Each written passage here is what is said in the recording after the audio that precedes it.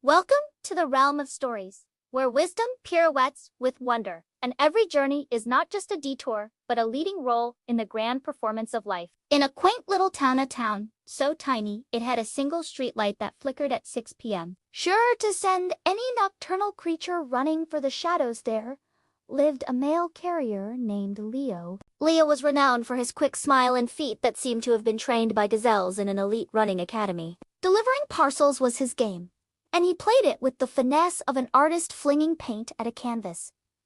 But today was different. As he sauntered into the verdant neighborhood, he knew like the back of his hand, his footsteps practically whispering secrets to the pavement. Leo spotted something eye-catching.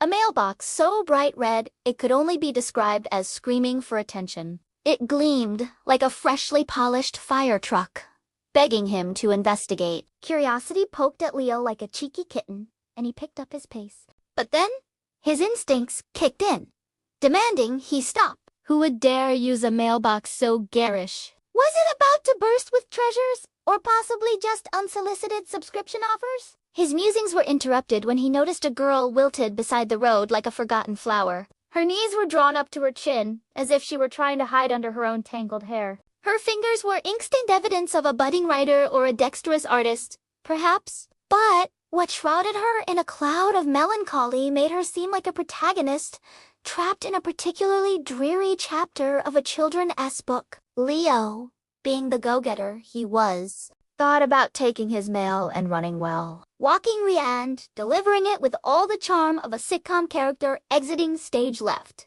But the weight of her sorrow hung in the air like a prank gone wrong, so he plopped down beside her, all determination and kindness. Who knew what mysteries awaited inside that dazzling mailbox? But maybe, just maybe, unearthing Maya's story was the real adventure. After an awkward silence that felt like it lasted 3 awkward Thanksgiving dinners combined, Leo broke the tension with, "That mailbox's color could cause an eclipse if it gets any brighter." To his surprise, a chuckle erupted from Maya, somewhere between a snicker and a snort, like a balloon popping in a quiet room. It was a glorious victory. The eyes know. The entire glacier had melted. Her story flowed out like a piñata bursting with bright candy, and it was just as colorful. Her name was Maya, and that glaring mailbox had belonged to her grandfather.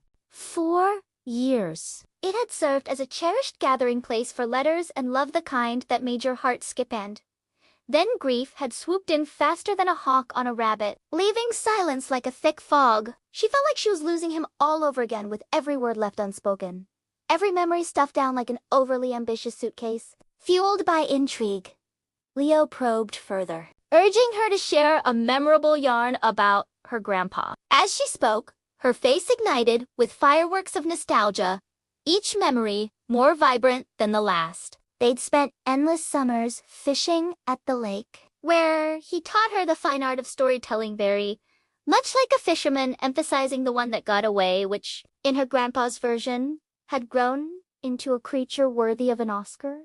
The mailbox morphed in Leo's mind from a candy-coated puzzle box into a symbol of connection, something from a heartwarming movie with a twist. An idea sparked like a light bulb in a comedy setup.